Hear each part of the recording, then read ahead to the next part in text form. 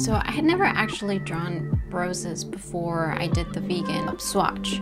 And for me it was a little intimidating because roses are so specific in order to convey like the look of a rose, you know, all the folds and the layers of the petals. Like I didn't go to art school. All of my knowledge in regards to art are things that I've learned on my own, and you know, I'm someone that learns by doing, so I just used a rose that I had as a reference and just stopped thinking about it so much. Just drew some roses.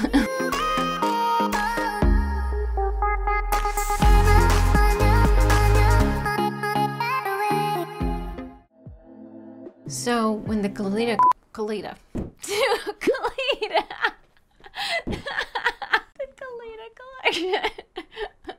oh gosh, wait. Okay. So when the Lolita collection came out and I was trying to think of ideas for the swatch, I thought about the shade. The whole collection is based on this one lipstick, the very famous Lolita lipstick, which is a dusty rose color. So I wanted to run with that idea and make something with roses. I knew that I didn't want to make just a rose. I wanted to make something a little bit more involved, and I came up with this concept of roses under cracked porcelain skin.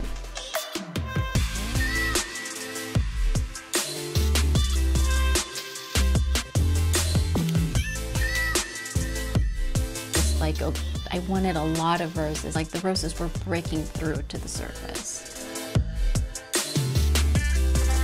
While I was drawing it, while I was designing it, I wasn't sure I was satisfied with, you know, the way the roses were looking, you know, all of these layers and all of these petals. And I think this happens often, you know, whether you're painting, drawing, or doing your makeup, like you kind of go through the stage where you're not really happy with the way things are looking, and frustrating, I guess, for lack of a better word. But I think at the end, after all, you know, adding the colors, the shades, the shading, the, you know, highlighting, I think I came pretty close to what was in my mind. And I'm pretty happy with the way it turned out. You know, not just the swatch, but the concept as well. As I worked on it, I realized more and more what this piece meant to me.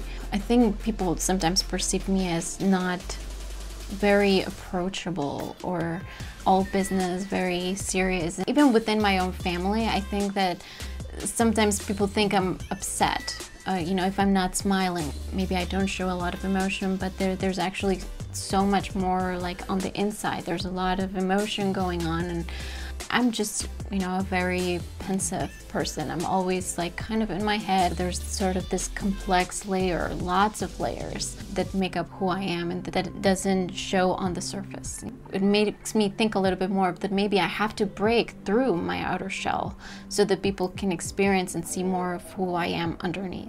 And not just for me, but for everyone. I think that it's something that we need to all perhaps exercise a little bit more, especially now with social media. There's this sort of character, this mask that we put on, and we mostly show only the good. I mean, because who necessarily wants to expose themselves to where they're going to be sharing all their vulnerabilities in front of a camera?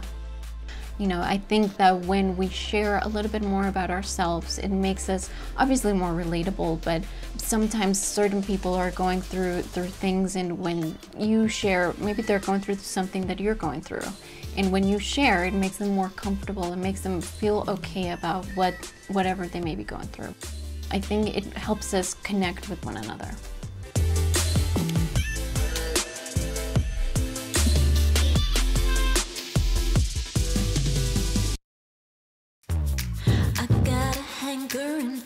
For something sweet, I'm kinda restless and I can't ignore the beat. So when Wet n Wild came out with the Rebel Rose collection, that was literally right after I had finished the Lolita swatch. And I thought, oh, well, I mean, how do I make something with that theme and where it doesn't look too redundant, you know, with the swatch that I had recently just posted.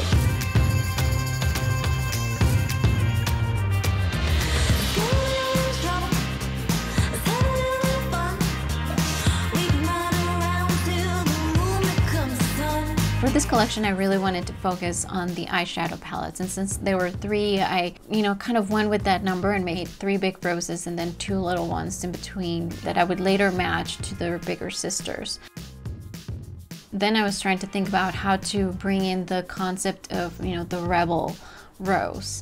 And so for that, I thought about this rose stem full of thorns just wrapping around my arm, and like to give it that really edgy vibe that the collection exudes. And the shades of the palettes are a lot darker. They're really, they're just grungier, and it just gives it more of that rebellious look. And I think that really brought it together. Mischief, mischief. I got a taste for it. I got a taste. I got a taste for it. I got a...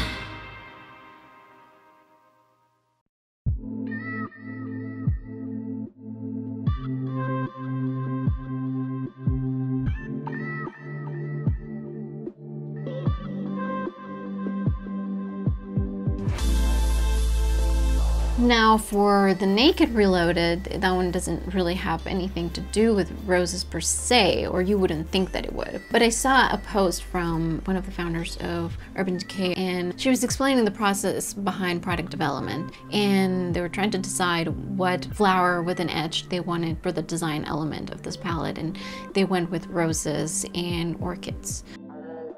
Also, the idea that the Naked Reloaded is sort of this rebirth of the Naked palette.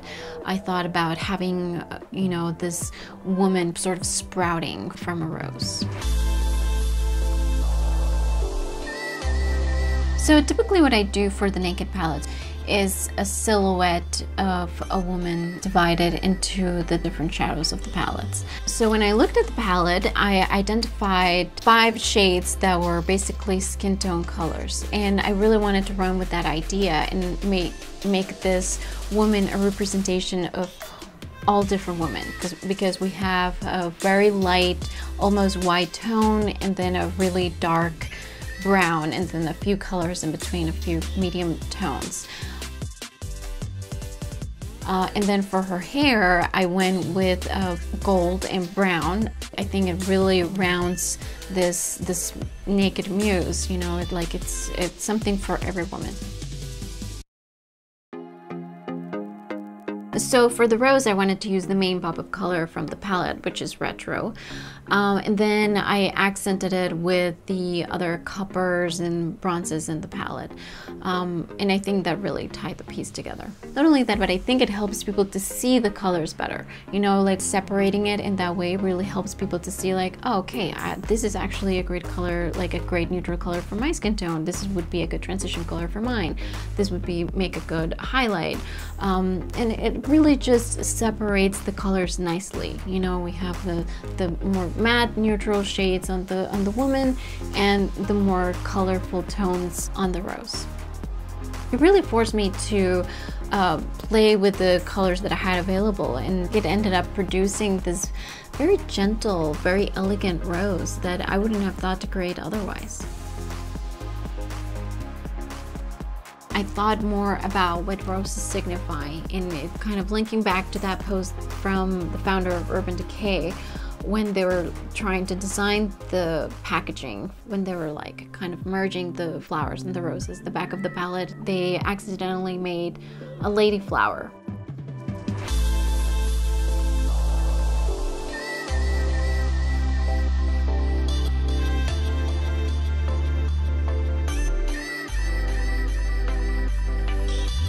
I know why they ended up changing it. Like, I understand maybe some people would be offended, but I actually think that I wouldn't have been offended, and I think they're really interesting. And then it makes me think about this idea of the lady flower, and the just feminine power that comes with it, and how roses tie in with this. Because when you think of roses, you think of flowers, and flowers are delicate. They're gentle. But roses aren't so gentle. They're not so delicate. They're actually very strong. The petals are resilient. The stems are really, really thick, and you know, they're not so easy to cut. And then, you know, they have all these thorns that protect them. You know, and I think it's sort of the same thing with women. Women are often viewed like flowers, like, you know, they're thought of as delicate and fragile and vulnerable, but I think they're more like roses, you know, where they're strong and they're resilient and strong. I think that's just a really interesting concept that would be worth exploring deeper into. And I thought it was really cool that the founder of Urban Decay mentioned this, you know, even though they changed the packaging. Because, yeah, I think especially today when we're dealing with so many issues with gender equality and women are really kind of coming out of their shells and, you know, coming together and just coming into their own, standing up for themselves again. I think that that is really important. And, you know, it's just interesting how we can go from makeup to roses and end up into a subject of gender equality.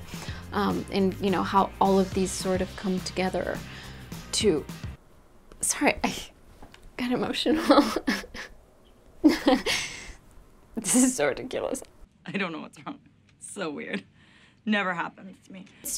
It's really interesting how, you know, we start with talking about makeup and then, you know, roses and then into feminine power, and you know, it really just goes to show how when you take a closer look at something, you can really get more out of it than you ever would have expected. And I think that that's really important. I think, you know, just maintaining a curious mind and maintaining an open mind. And yeah, just exploring things from everyday life just a little bit more, paying more attention, being more present. Yeah, that really makes a difference.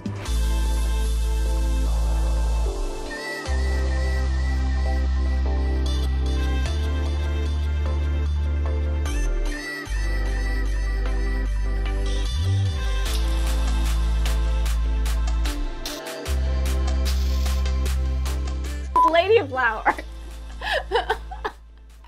When I started this, I didn't expect to go this deep into the lady flower, but you know, you never know where you may end up. Oh my gosh. Naturally, the color, blah. I can't. I'm so tired.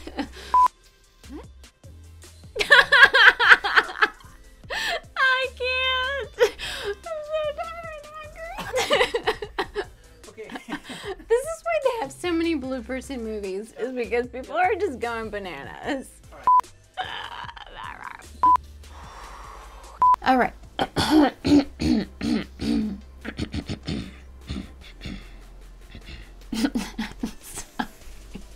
I'm getting this silly.